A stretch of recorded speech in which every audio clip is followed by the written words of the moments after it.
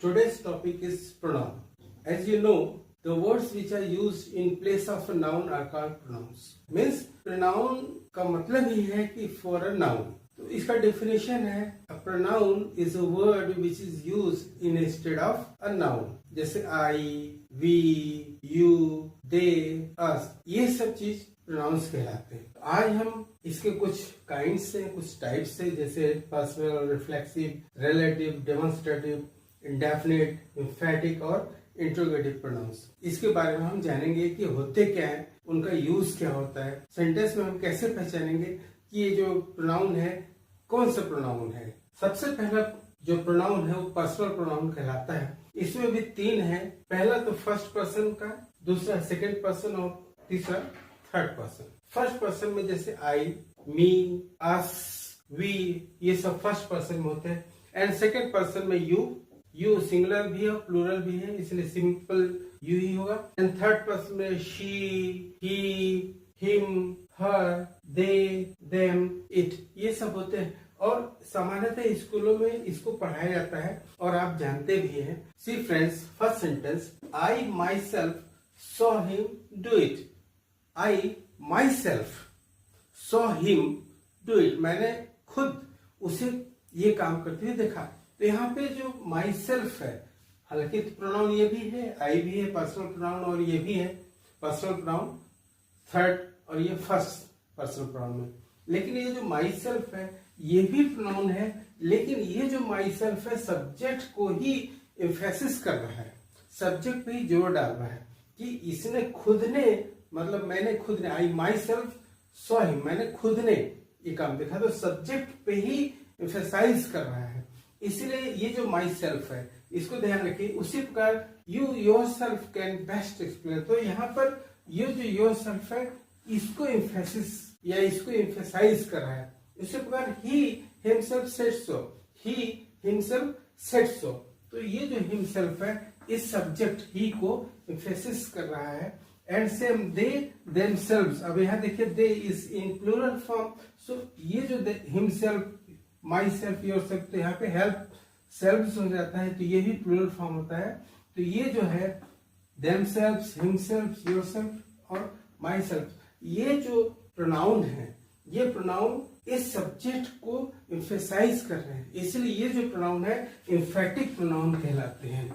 They are called emphatic pronouns and they are used for emphasis of the subject. अब यहाँ पे देखिए ये जो प्रोनाउन है दूसरे ढंग से भी काम आते हैं, तो उस समय एम्फेटिक प्रोनाउन नहीं हो जाएंगे, दूसरे टाइप के प्रोनाउन हो जाएंगे। अभी हम उसको देखते हैं। Now see these sentences, the prisoner hanged himself.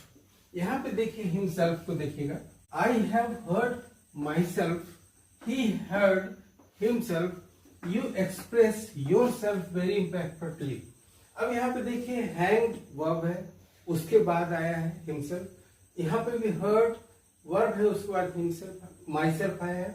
और यहाँ पर भी हर्ट है जो कि वर्ब है, उसके बाद हिमसेल्फ आया है। और यहाँ पे एक्सप्रेस वर्ब है, उसके बाद योरसेल्फ आया है। मतलब यहाँ पर ये जो हमारा प्रोनाउन है ऑब्जेक्ट के प्लेस में आया है, लेकिन ऑब्जेक्ट के प्लेस में भी होते हुए किसको क्वालिफाई कर रहा है, किसके बारे में बता रहा है, सब्जेक्ट के बारे में बता रहा है। तो प्रिजनर ने किसको हैंग किया, खुद को हैंग किया, means prisoner hanged himself. So himself here is a pronoun and that pronoun is telling about the subject.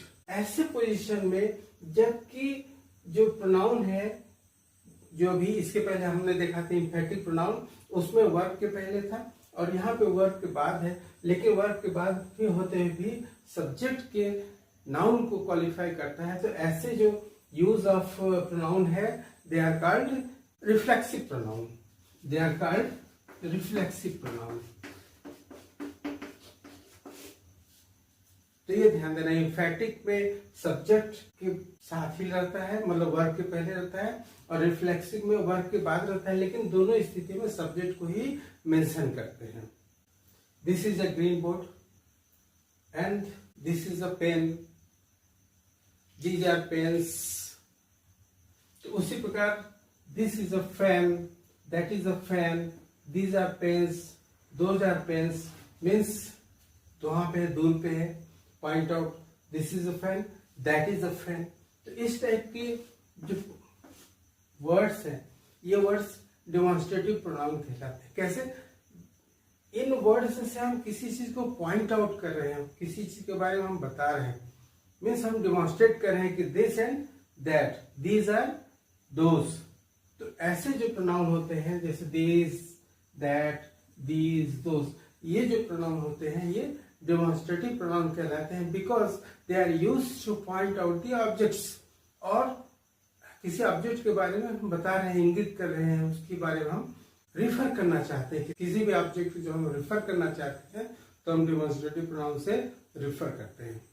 See this sentences, somebody has stolen my watch, here somebody, कोई, हम किसी को रिफर करना चाहते हैं, किसी पर्टिकुलर का नाम हमको नहीं पता, हम किसी एक सामान्य रूप में, जनरल रूप में हम रिफर करना चाहते हैं। तो in this sentence somebody is indefinite, क्योंकि indefinite है, डेफिनेट पर्सन को हम नहीं बोल रहे हैं। Similarly, nobody was there to rescue children, here nobody, कोई पर्सन, स्पेशल पर्सन तो है नहीं, कोई पर्टिकुलर पर्सन नहीं है। We are referring, nobody means in general. Similarly, we did not see any of them again. Any is here again, कोई खास व्यक्ति नहीं है, कोई स्पेशल व्यक्ति नहीं है, हम सामान्य तौर पे बात कर रहे हैं, सामान्य रूप से बात कर रहे हैं, ये हमारे लिए अनजान है, हम किसी को नहीं जानते। Similarly, all were drowned, सभी डूब गए, डूब के मर गए। all, सब, किसी एक के बारे में बात नहीं हो रही। तो in this situation these words somebody, nobody, any, all, they are called indefinite pronoun, because in this situation all the pronouns are used in general. They do not indicate any particular person or the object. See these sentences, who broke this window? Whom?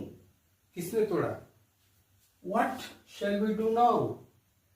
Which would you prefer? Who is there? What is the news? Whom do you want? Whose is this? तो ये जो words हैं, who, what, which, whom, whose, these words are used for asking questions, and these words which are used for asking questions, WH words, are called interrogative pronouns. They are called interrogative pronouns. See this sentence, this is the boy who got first prize. तो who जो word है किसके बारे में बता रहा है? इसके पहले हुए आए हुए नाउन के बारे में। Means this word is referring to the noun which has gone earlier. उसी प्रकार देखिए, these are the girls whom और प्रेजेस। तो whom किसके बारे में? इन गर्ल्स के बारे में, मतलब ये जो वर्ड है इसके पहले आए हुए नाउन के बारे में रिफर कर रहा है या उसके बारे में रिलेट कर रहा है। Similarly, the man who is honest, तो कौन ऑनेस्ट है? The man. तो हु किसके बारे में बताया है?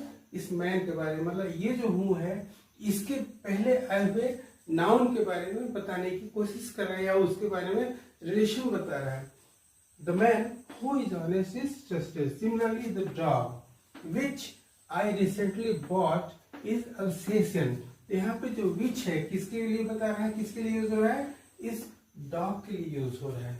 मीन्स ये जो वर्ड है विच, ये इसके पहले जस्ट अभी तक जो खत्म हुआ नाउन उसके बारे में रिलेट कर रहा है, उससे रिलेट कर रहा है। Similarly, I know the house that he lives in. तो यहाँ पे जो दैट है किसके बारे में? हाउस के बारे में, और उसके पहले आए हुए नाउन के बारे में बता रहा है। Similarly, my sister that is in Delhi. तो यहाँ पर दैट किसके बारे में बता रहा है?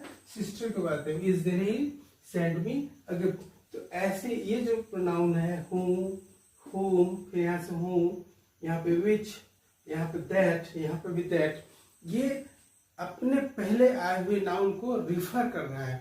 और ऐसे जो ये जो नाउन है, देखिए इसके पहले आपने जो whom पढ़ा था वो दूसरा फंक्शन है, और यहाँ पे इसका जो फंक्शन है ये क्योंकि इसके पहले रिलेट कर रहा है इसके पहले आए हुए नाउन को, इसलिए रिलेटिव प्रोनाउन कहलाता है, या इसका जो यूज है रिलेटिव प्रोनाउन के रूप में हो रहा है, इसलिए इसको हम रिलेटिव प्रोनाउन बोलते हैं। अभी आपने देखा, हमने ढेर सारे प्रोनाउन देखे, उनके टाइप्स देखे, प्रोनाउन के टाइप्स देखे। मेरे वीडियो को लाइक कीजिए, शेयर कीजिए, सब्सक्राइब कीजिए, नोटिफिकेशन बटन जरूर ऑन कीजिए। Thank you.